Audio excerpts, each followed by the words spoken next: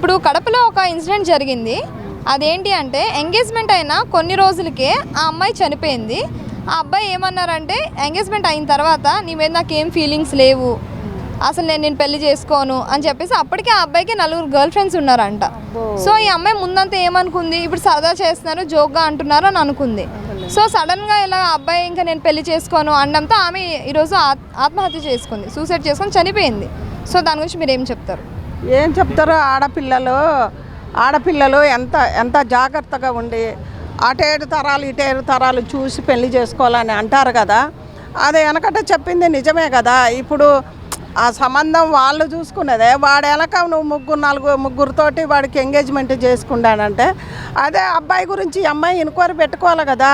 మరి అడ్డగోలుగా ఈ అబ్బాయి చెప్పంగానే పూలు పండ్లు అన్నీ పెట్టుకొని ఇవాళ నీ ప్రాణం ఎందుకు తీయాలా, వాని ప్రాణం తీయాలా, లేకపోతే వాడికి జైలుకా దానికా పంపించాలి. కానీ ఈ అమ్మాయి ఉరి పెట్టుకుంటూ చావటం ఏపాటి కరెక్ట్? ఇప్పుడు వీళ్ళ తల్లిదండ్రులకి ఒక బాధే కదా. వాడు మోసం చేసిన వాడిని మోసం లాగానే చంపేయాలి. కానీ ఈ అమ్మాయి పిరికి చేయబట్టి చచ్చిపోయింది. అదేంటంటే తల్లిదండ్రులకు అవమానం అనిపించిందో చచ్చిపోయింది. కానీ ఏ అమ్మాయి అయినా ఇలాంటి మోసాలు దొరికితే చచ్చిపోవద్దు, ఎదిరించాలి, నిలబడాలి. టైం వస్తే కత్తి పట్టాలి, గొడ్డలు పట్టాలి, ఏదైనా బట్టి లంజగొడక నన్ను మోసం చేసినవరా అని తిరగబడాలి. ఆడది తిరగబడితేనే నువ్వు బతకగలుగుతావే తల్లి. లేకపోతే ఈ సమాజంలో ఆడ బతకనిస్తారు, ఒక్కొక్కరికి 2 3. వయసుని బట్టి కూడా కాదు. ముసలోడికి అదే పని, వయసోడికి అదే పని. ఇక ముసలోడికి అయితే 20 ఏళ్ళోడు చేసినట్టే యూట్యూబ్లో ఆడేడ వచ్చి ఎంజాయ్ చేస్తాను. అవన్నీ నువ్వు కళ్ళతో చూస్తూనే ఉన్నావు. మరి అంత గుడ్డిగా నువ్వు చదువు ఉంది అన్నీ ఉన్నాయి, అట్ట గుడ్డిగా నువ్వు మోసపోయి అలా నీ అమ్మ కడుపును కాల్చుకొని నీ ప్రాణం నువ్వు తీసుకున్నావు. అది ఏం ఫాయిదా ఉన్నది? వాడిని ఎదిరించలేకపోయినావా? మరి వాడిని ఏం చేసిండ్రు ఈ ప్రజలు, పోలీసు చట్టాలు ఏం చేస్తున్నాయి మరి? అంటే ఇప్పుడు 4 మంది ఉన్నారు గర్ల్ ఫ్రెండ్స్ అంటే 4 ఉన్నప్పుడు ఈ అమ్మాయిని ఎందుకు ఎంగేజ్మెంట్ చేసుకోవాలి అసలు? అదే అంటున్నా. ఇప్పుడు పరాగి ఎవరో అమ్మగారిన బిడ్డ, వీడు కట్నం కోసం ఆశపడ్డా, డబ్బుల కోసం ఏదో ఆశ, సంథింగ్ ఏదో ఉన్నది. ఆ 4 కూడా సిగ్గులేదా? 4 వచ్చిండ్రు కదా, ఆ 4కి సిగ్గులేదా? వాడు 1 2 3 4 అయినాయి. ఆ 4ని కూడా నువ్వు మోసం చేసి 5వ దానికి అడుకొచ్చి 5వ దాన్ని పానం తీసినవురా నువ్వు.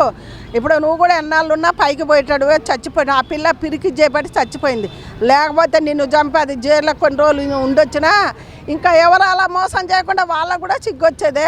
అమ్మాయి సావటం కరెక్ట్ కాదు, బతికి సాధించాలి. వాడిని దమ్ముంటే ఏదో ఒకటి చెయ్యాలి, అది బాగుంటుంది. అంటే ఇప్పుడు ఎంగేజ్మెంట్ అయ్యాక కూడా నీ మీద ఫీలింగ్స్ రావట్లేదు, మ్యారేజ్ చేసుకుంటామన్న వాళ్ళు ఇలాంటి మాటలు చెప్తే ఆ అమ్మాయి అంటే పరిస్థితి ఏంటంటారు అసలు? అరే అమ్మాయికి బాధ, ఏం పరిస్థితి అంటే బాధ అనిపిస్తుంది. వాడికి 4 ఉన్నారు. ఈ అమ్మాయితోటి ఎంజాయ్ ఎందుకు చేయాలి? ఈ అమ్మాయిని ఎందుకు చేసుకుంటే ఏదో 2 రోజులు ఉంచుకోవటమా, లేకపోతే ఆమె బంగారమా డబ్బులా దొబ్బేసి ఇలాంటివి చేస్తే ఉంటే ఉండదు, లేకపోతే సత్తదాన్న ఆలోచన వానికి ముందే ఉన్నది. అమ్మాయిది ఎక్కడో ఈక్నెస్ అన్నది వాడు కనిపెట్టిండు. అమ్మాయి కొంతమంది ర్యాష్గా ఉండకుండా కొంతమంది మెత్తగా ఉంటారు కదా, అది ఏదో ఈ అమ్మాయిలో కనిపెట్టి ఆ అమ్మాయిని మోసం చేసి అలా అమ్మాయి ప్రాణం తీసుకుంది. అరే నువ్వు కూడా కొన్ని రోజులకు చచ్చిపోయేదే. ఆ ఉసురు ఆడదాని ఉసురు అన్నది ఊరుకపోదు. ఏ రూపంగానో నీ కుటుంబానికి నీకు తరించుతుంది, నీకు తలుగుతుంది. అదే నేను కోరుకునేది. ఏ ఆడపిల్ల అట్ట తెలివి తక్కువగా పోకుండా అమ్మాయి వెనక ముందు ఆలోచించి తల్లిదండ్రికి చెప్పి మీరు చేసుకోండి బిడ్డ. ఎందుకంటే ఎవడో కన్నవాడికి చేయబట్టి మీరెందుకు చచ్చిపోవాలి? నీ తల్లిదండ్రికి వాళ్ళ కడుపులు ఎందుకు కాలుతుండ్రు చెప్పుండ్రి. ఆడపిల్లలు జాగ్రత్తగా ఉండుండ్రి. ఒకటెక్కు అంటే ఇప్పుడు ఇలాంటి వాళ్ళకి ఎలాంటి శిక్ష అనేది పడాలంటారు అసలు? వాళ్ళకు గవర్నమెంట్ పెద్ద శిక్ష వేయాలి, చిన్నది కాదు. వాళ్ళ జీవిత ఖైదు. ఇప్పుడు ఆ అమ్మాయి ఉంది కదా, అమ్మాయి మొన్న చనిపోయిన వైష్ణవి అమ్మాయిది ఏం చేసిండ్రు? ఇక ఇట్లనే ఒక్కడి చూసి ఆ అమ్మాయిని ఇంట్లో తల్లిగారింటనే కచ్చబడి చంపుతూనే వాడు నన్ను ఎవరు అవన్నీ ఏం చేయలే. రేపు నన్ను ఎవరు చేస్తారు? అమ్మాయి పోయి ఉరి పెట్టుకుంది, నేను జావన్నానని రేపు వాడే ఎదురు చెప్తాడు. అందుకే ఇలా జరుగుతుందమ్మ. అంటే ఈ మధ్య కాలంలో ఇలాంటివి ఎక్కువ అయిపోయాయి కదా, తరచుగా చూస్తున్నాం. రోజుకి ఏదో ఒకటి వస్తూనే ఉంది కదా. అంటే ఎందువల్ల అంటారు? అసలు పట్టించుకోవట్లేదా పోలీసులు? గట్టిగా పట్టించుకోవట్లేదా? గట్టిగా శిక్షలు ఎక్కువ వెయ్యట్లేదు అంటారు. అసలు దేని వల్ల అంటారు?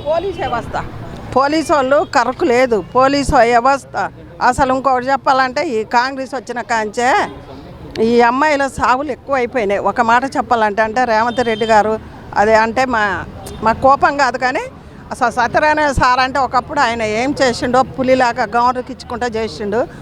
మళ్ళీ అలాంటి అవతారం మళ్ళీ సత్యనారాయణ సార్ ఎత్తి ఈ చచ్చే అమ్మాయిల్ని కాపాడితే బాగుంటుందని మేము అనుకుంటున్నాం.